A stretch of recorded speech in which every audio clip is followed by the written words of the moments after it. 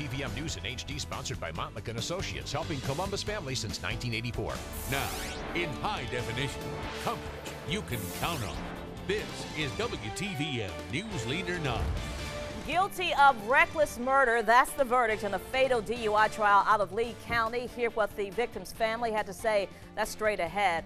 Plus, hundreds of women came out for this year's Women's Empowerment Luncheon featuring an Emmy-winning actress. We'll have a recap of today's inspiring event.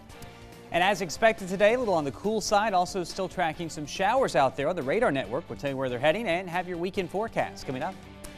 Good evening. Thanks so much for joining us on this Friday night. I'm Barbara Goche. Jason has the night off. Topping our news, the verdict is in for a Casita man charged with a reckless murder and a fatal DUI-related accident that killed a Beulah High School student. News Leader 9's Elizabeth White joins us live now from the Lee County Justice Center with more on the jury's decision. Elizabeth?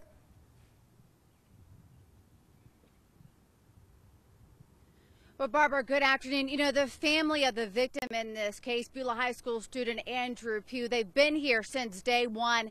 And this afternoon, when the verdict was read, they were all holding hands inside this Lee County courtroom as a jury decided that the defendant in this case, Aubrey Weldon, is in fact guilty of reckless murder. The jury believes state witnesses who testified in August of 2013. Weldon was under the influence of prescription drugs and alcohol when he left a Dollar General store after trying to buy more beer, but his credit card, it was declined. So the prosecutors, they said Weldon was angry and he was driving more than 90 miles an hour just seconds before the crash on Lee Road 270 when he blew by a stop sign, crossed the median, and hit Pugh's vehicle head on. Andrew's mother had this to say about the guilty verdict.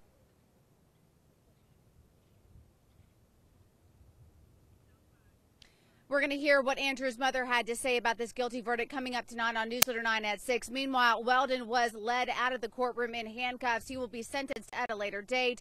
The district attorney in this case says because he was convicted of reckless murder, he could face 10 years to up to life in prison. And of course, we'll have a reaction from the victim's family tonight, but they tell me they just don't want anyone to forget who Andrew Pugh was, how much they meant to him, and they are encouraging other people to think before you drink and get behind the wheel of a car, because obviously it has devastated this family and they will never get over this loss.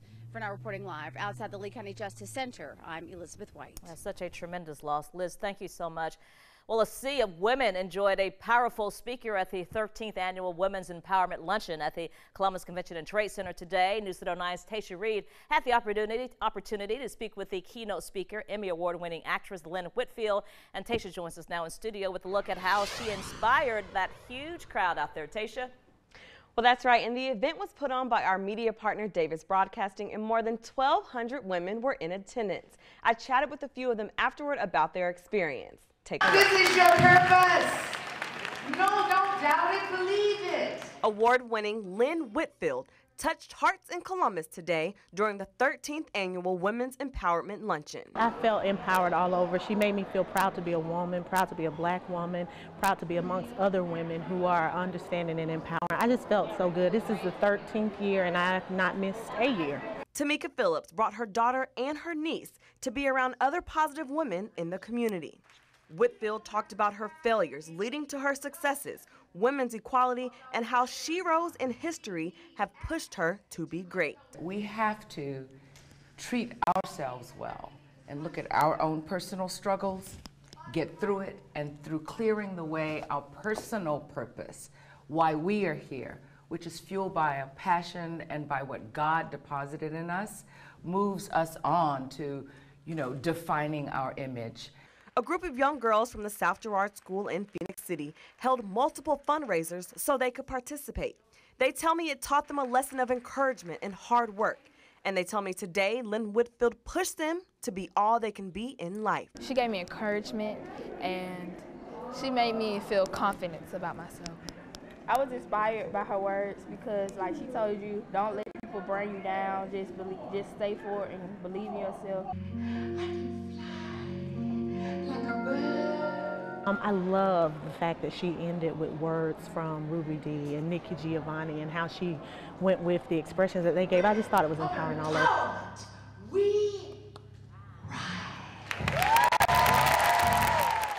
Now, Whitfield also talked about the honor she had to play the role as Josephine Baker. She even won an Emmy. She said it was the most creative experience of her life, and she used everything she had. She even hinted to a second movie for A Thin Line Between Love and Hate. Barbara. Yeah, she got a lot of applause for that, Tasha. Yeah, such a great event there. And also, Pastor Charles Jenkins closed out the luncheon today singing his gospel hit, My God is Awesome.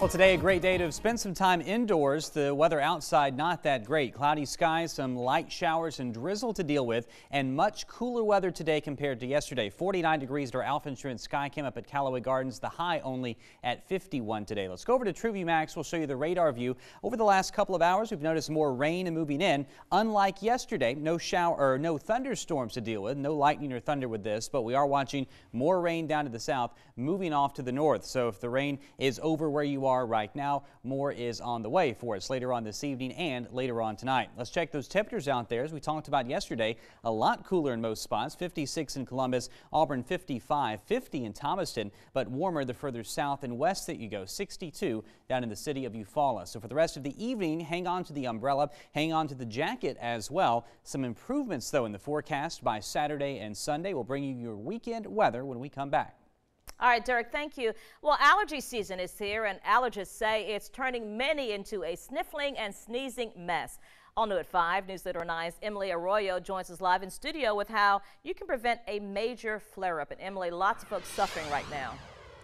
That's exactly right, Barbara. Allergists at the Allergy Center in Columbus say they've seen a spike in patients over the last few weeks. They say as the weather changes and trees start to bloom, so do reactions to increasing pollen. Now, doctors recommend closing windows, limiting time outside, and recirculating air in your car to avoid exposure to outside triggers. They say preventative tactics like these help in controlling the issue long term. We can definitely take good care of allergies. We have a lot of good medicines, treatments, allergy shots. But if we wait until people are flared up, then we have to pull out more significant medicines, and really it becomes more difficult to get them back to normal. If left untreated, allergies can worsen, sometimes to the point of leading to sinus and ear infections, severe asthma, or skin infections. Doctors explain that avoidance, medicine, and shots are 3 treatment options you can explore. Reporting live in studio, Emily Arroyo, WTVM News Leader 9. All right, and hopefully some of this rain we're seeing will help as well, Emily. And if you're using over-the-counter products to control allergies and experience side effects or no relief, experts advise seeking treatment from a doctor. And now to the Georgia legislature. Lawmakers up against a deadline tonight to get as many bills passed before the legislative session ends. All new at 5, News Leader 9's Irisha Jones is in the newsroom now to give us a breakdown of the important bills facing state lawmakers. Irisha? Well, Barbara, we know there are 24 bills on the Senate floor for approval on crossover day, which is today. Now, today is the last day a bill can pass out of the House or the Senate in order to be considered by the other before the session is over. Many key bills up for debate today in the Senate includes the controversial medical marijuana bill, which will give an immunity to children to use the cannabis oil if they have seizures.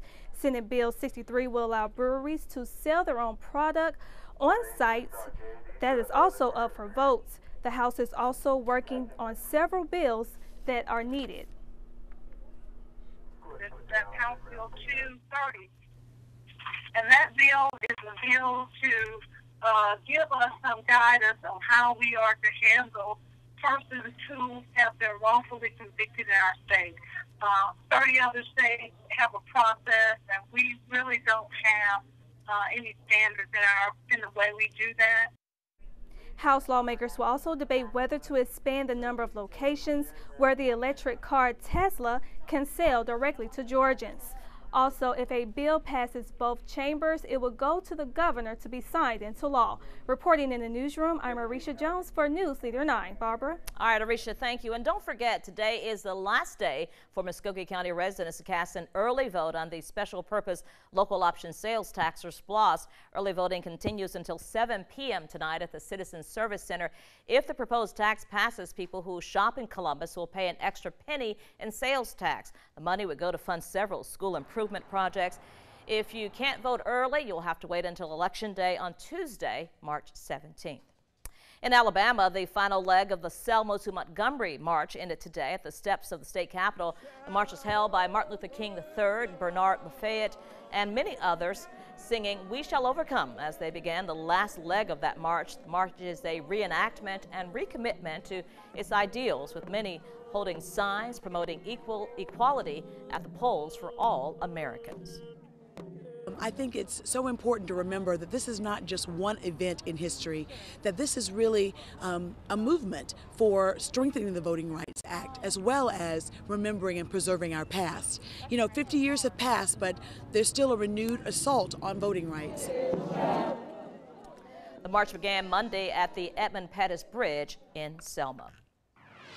And coming up here on the news at 5, 2 Secret Service agents come under fire after a drunk driving incident. Find out what's next in the investigation. Plus, the search continues for the gunman who shot 2 police officers in Ferguson. Hear what the president has to say about the suspect's actions straight ahead. And we want to congratulate Martha Morris from Catala, Georgia, for winning a WTVM and Rivertown Ford umbrella. The weather out there today, a little on the wet side. We'll be talking about that, and we'll look ahead to your weekend forecast when we come back.